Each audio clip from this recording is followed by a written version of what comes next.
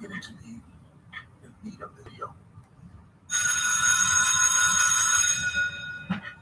you know, before I get into the meat of this video, there's a few things that I need to say up front that will, of course, serve as the intro to this masterpiece. And of course, you have seen the title.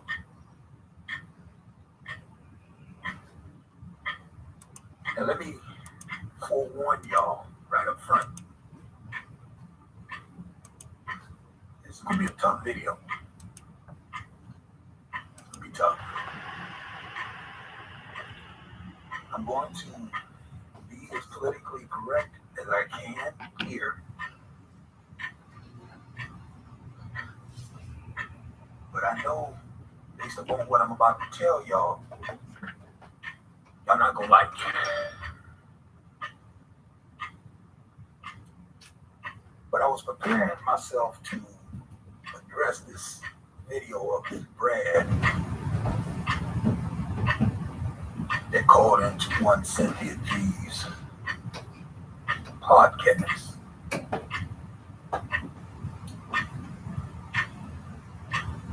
And then something came down the pipe that forced me to put all of that on the back burner. I want to deal with that in the whole. I'm going to have to take that whole conversation down into the rabbit hole production and deal with how the sisters were all in celebration of this Brad, which of course, you know, this doesn't surprise us. I mean, we know that it's not truth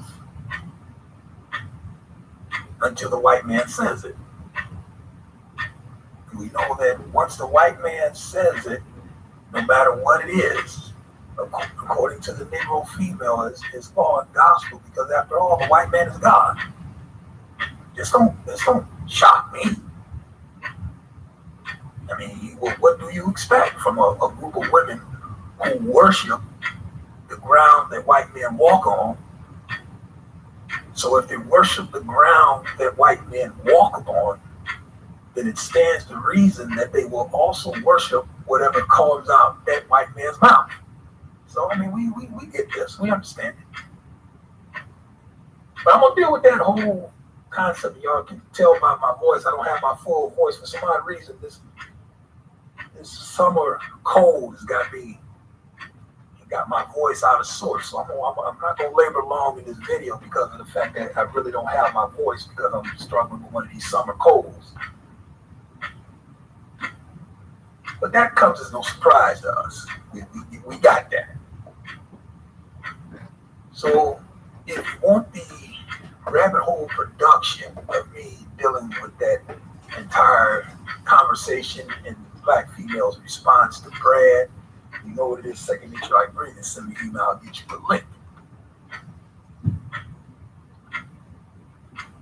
And then this week,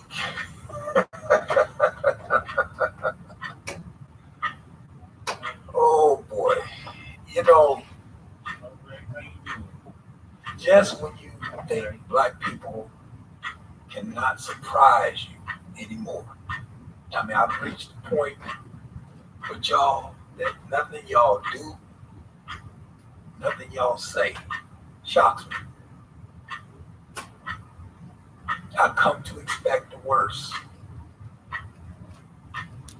I have a very low bar of expectation for y'all. Therefore, when y'all don't meet that very low bar of expectation, I'm not disappointed because I don't expect much out of y'all in the first place. But something happened that really made me sit back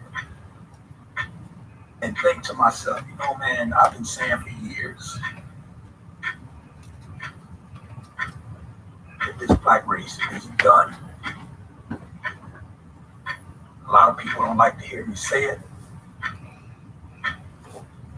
A lot of people get offended when I say it. They want to try to fuss and give me examples that will prove the contrary, but no. I am a firm believer that it's over. We, as a race, we're not coming out of this. We're not going to pull ourselves out of this ditch. It's not going to happen. And something y'all did this week solidified my philosophy or my hypothesis, if you will, on the dual nature of the black race. When you Negroes went out and y'all created a 700-pound bronze statue of George Floyd, not just one statue, multiple statues. Multiple statues of George Floyd were created that coincided with y'all's Juneteenth celebration. And as I sat back and looked at this, I thought to myself, when God created the black race, he had to be laughing. I mean, there's just no other way you can even begin to rationalize this Negro and the complete and utter goofy shit he does. I told y'all from the conception of the Black Lives Matter, when that organization was founded, and many of you who follow my videos, y'all may remember this. I talked about, when does a black life have a value? When that black life is taken by a white cop or a white person. If George Floyd met his demise at the hands of a Negro, there will be no statues. There will be no celebrations. I don't see what's the celebration. It's just another nigga dead. But because George Floyd met his demise at the knee of a white cop, who, of course, if you listen to their narrative, he's racist. And all of a sudden, George Floyd becomes a candidate for bronze statues and celebrations. And many of you still wonder why I'm telling you it's over for this race. It's done. It's done. We, as a culture, we are not pulling ourselves out of this ditch. We're too far gone. Too far gone. And I know some of y'all believe that things are getting better. Some of y'all believe that, there are people now who are on the scene who can correct the downward spiral of the Negro. I'm here to tell you, y'all, and listen, it's not happening. It's not happening, people. When I see y'all and y'all celebrations, and see, listen, let me tell y'all something. Stop sending me emails asking me to do videos on Juneteenth. Juneteenth means nothing to me. I mean, haven't I made this abundantly clear? I don't celebrate none of y'all's holidays. Who is that? I don't celebrate none of y'all's holidays. So there's nothing for me. There's no there with Juneteenth. I mean, what? Juneteenth, 4th of July is one and the same. Christmas, Easter, I mean, they're all one and the same. I've done videos on them all. And this is the reason why I don't celebrate none of y'all's holidays. None of them. The only holiday that I celebrate is my birthday. But when I see you Negroes carrying on with these statues, I don't like the idea of these that. bronze statues. And listen. Now, I've said this from the very first video that I've done on George Floyd. That's the one that was just I vandalized. said it, I still believe it. This is my position on his death. If you're a black man in America, and you can look at how that brother met his demise and not be troubled by that, there's something wrong with you. Something wrong with you. And again, the reason why those protests exploded all over the world is because people personalized it. So I understand that aspect of it. But now, once we respect that aspect of his demise, we then have to come back and ask y'all, what's up with the statues? What's up with the 700-pound bronze statues? What's up with y'all celebrating like y'all won something? See, take a sip of this.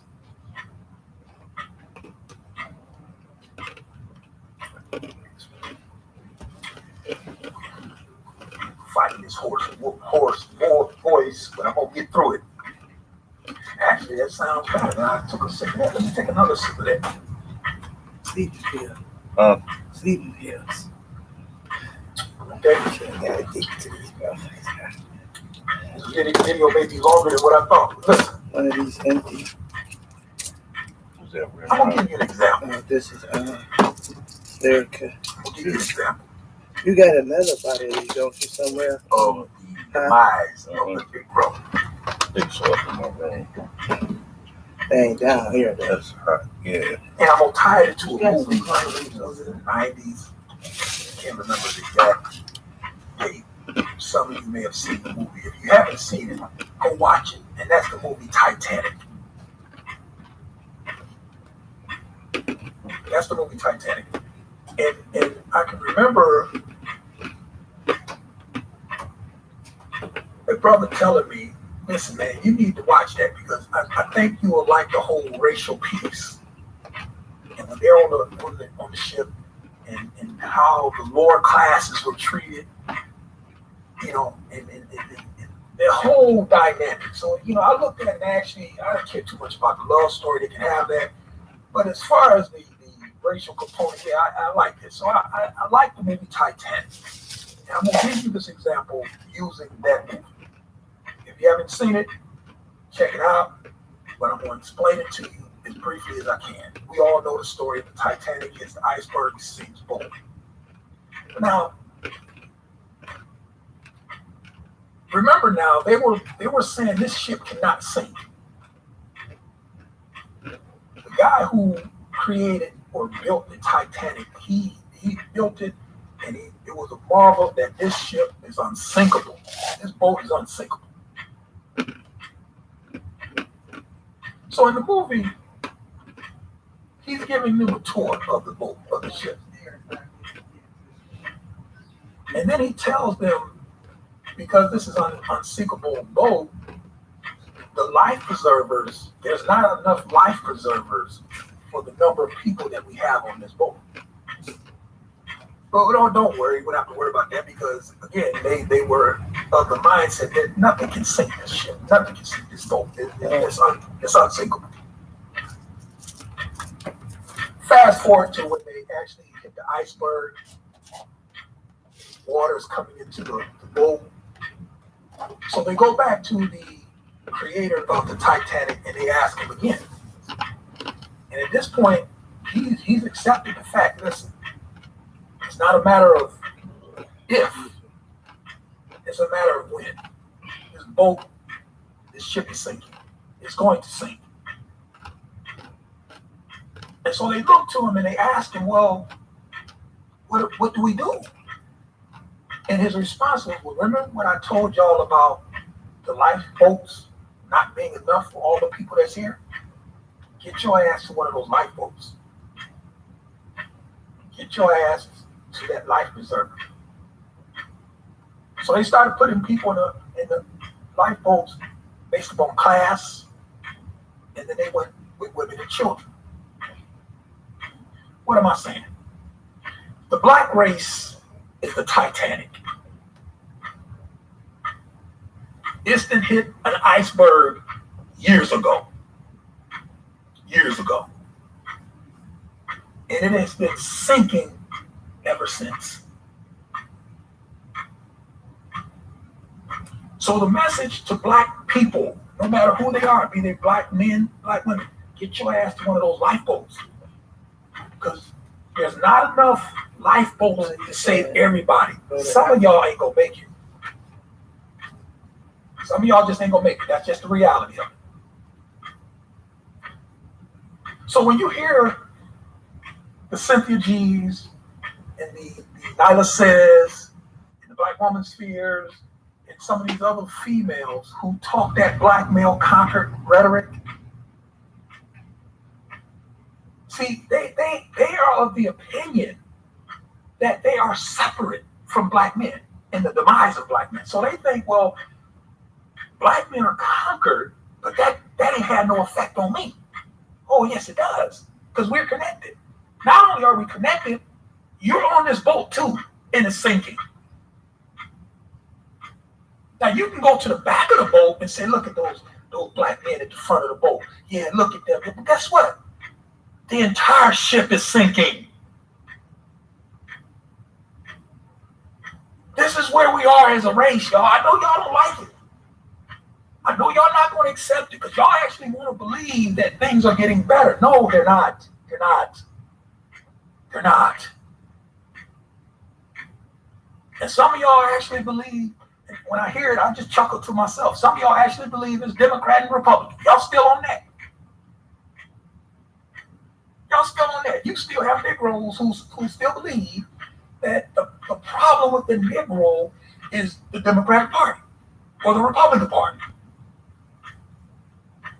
And I sit back and I laugh when I hear that stuff. Because at one point, a long time ago, I used to think that too. Don't think that anymore. See, because you black people,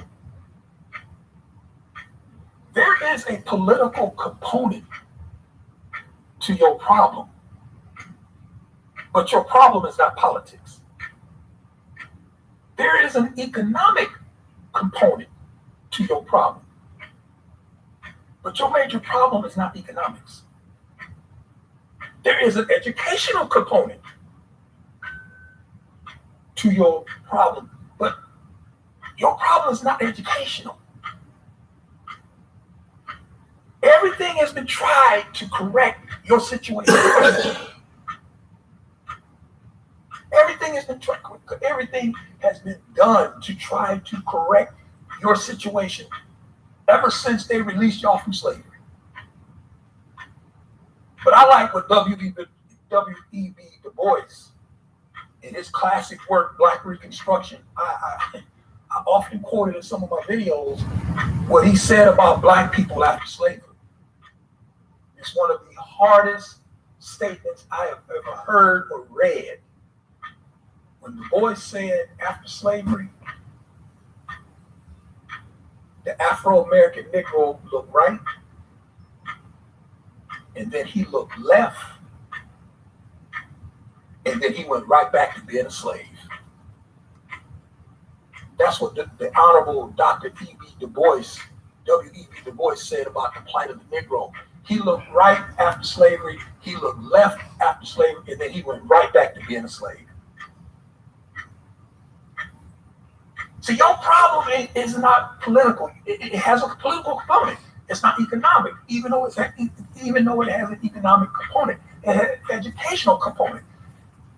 Your problem is genetic. And I'm not going to really go no further than that here. I'm going to say it, and I'm going to sit it on the shelf. Because everything else has been tried. The ship is sinking. Y'all are a sinking race. Now, I know people can say, well, society is sinking. Yes, it is. But I'm not talking about society. I'm talking about this Negro.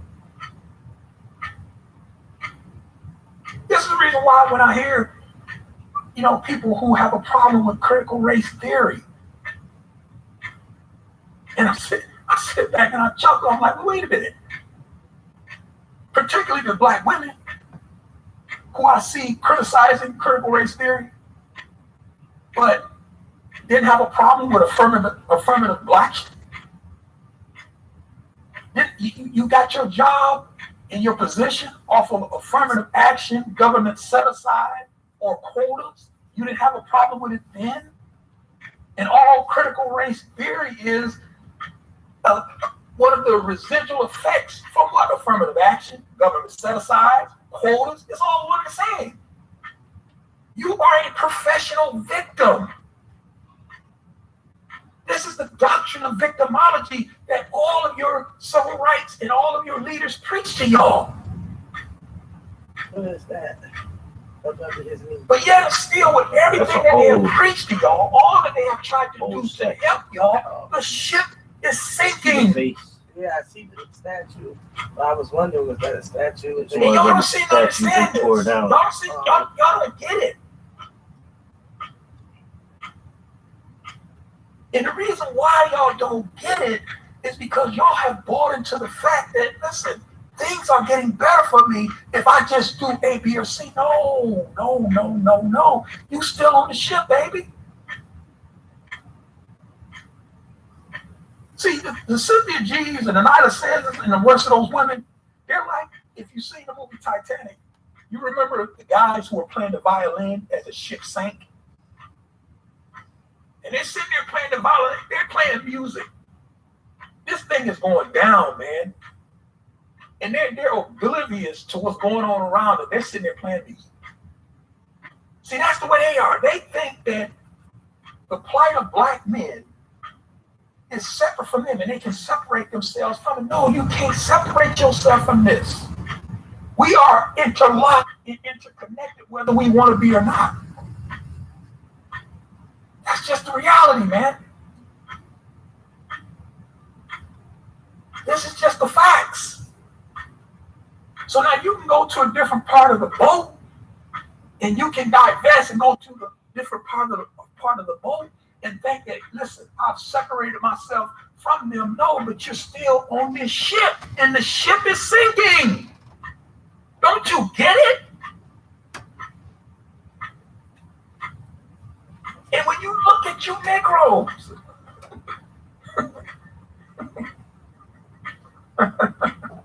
you Negroes, y'all go out and y'all attack monuments because y'all say the person was a racist, so they, we don't like what they did in history, so they shouldn't have a monument. So there was this big, y'all remember that whole push, everybody going after these tornado watch issued. Oh, that is? Yeah. And I was one who said, listen, leave them alone. They should be allowed to stand. Why? Because that's history. It's history. We can't go back. See, if y'all do that, y'all trying to do what black women do. And that's go back and erase the historical record. You can't erase the historical record. It is what it is. It's history. It may be painful, it may be dark, but it is what it is. It's history. I'm sure America would like to go back and erase slavery, but they can't. That's American history. You can't go back and revise. Now, if you get new information, yes, you can go back and update some things that we thought in the past when we come to find new information. You can do that, but you can't erase it. And that's what the Negroes want to do. They want to erase the historical record as if it never exists. And then they want to replace it with what? Statues and 700-pound statues of George Floyd. A man who done what? What did he do? What is it that he done?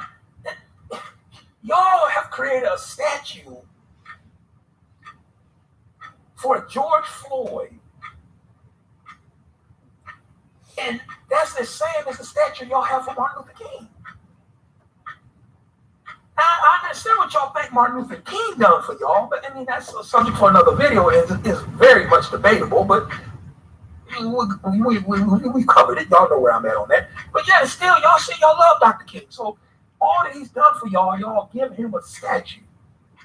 Even though half of y'all ain't paid for it, y'all ain't sent no money for it, and some of y'all ain't even going to visit. Ain't going to see the damn thing. But y'all love Dr. King so much. But again, those are subjects for other videos. But now y'all got these statues and monuments for George Floyd. And all of this shows, man, just how lost this race is, man. The ship is sinking. It's sinking, man. It's sinking. And it hurts me to tell y'all this because I know a lot of y'all don't believe it. It's over, man. We as a race, we're not pulling ourselves out of this ditch. It's not going to happen. It's not going to happen.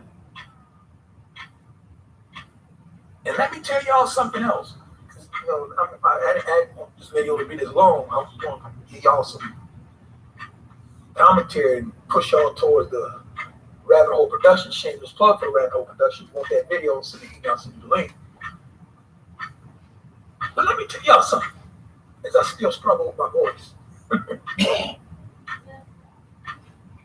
Listen, Cynthia G, Kristen Cares, Chrissy, Nala Sayers, who else? Black Woman Fear. I mean, we can name these heifers all day. They are a lot of things, but agents is not one of them. They're not agents. They're not. They're not. They're not. No, they're not agents. And I will stand emphatically and say this. No, they are not agents. Why do I say that? Because in order for you, when you say that these people or these individuals are agents, you're suggesting and you're giving and placing more intelligence on black people than what they actually have. What am I saying? They don't need agents for y'all, man. Where have y'all been? Why is an agent needed to destabilize your community? Are you serious? Come on, man, stop. You're on a sinking ship. It's the hit an iceberg years ago.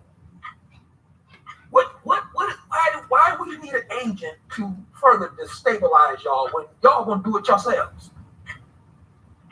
Y'all just aren't that smart. You remember, and I'm gonna close with this. You remember Charles Manson? Why did Charles Manson order those murders? And he was right when he said, I ain't killed nobody. He didn't do it himself. He ordered his people to do it. But why did he do that? Because Charles Manson wanted to start a race war. That's the whole concept behind Helter Skelter. And Charles Manson believed that because he wanted the Black Panthers to be blamed for those murders, and what he was hoping would happen is that a race war would break out. Helter Skelter. And Charles Manson said that the race war, black people would actually win. And since black people would actually win the race war, then they're in charge. And because they don't know how to run government, they don't have the intelligence to do this, then what are they going to do? According to Charles Manson, he said they're going to look to Whitey. They're going to ask the white man, come fix this for us. And at that point, the white man will come in, clean everything up, and then everything will be back the way it was supposed to be. That's the whole concept of Helter Skelter. That was the whole concept of why Charles Manson ordered those murders. He wanted to start a race war because he knew that if y'all win, y'all not smart enough. Y'all just not. And he's not. He wasn't too far off. He's just not. That's just the reality. Let me He's talk not to too him. far off in his assessment. Y'all not. Y'all not.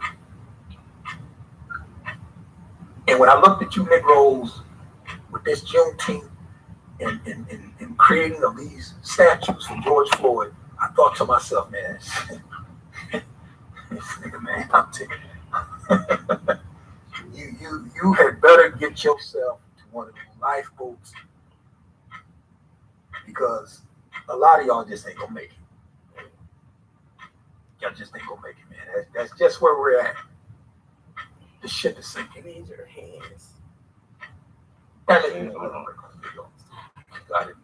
ramble on too long. Plus, I'm struggling with this voice. Listen, I'm gonna deal with that video with that Brad and Cynthia G. I'm gonna deal with it this weekend. Rabbit Hole Production, know what it is, second nature like breathing. You want to send me an email, send me a link.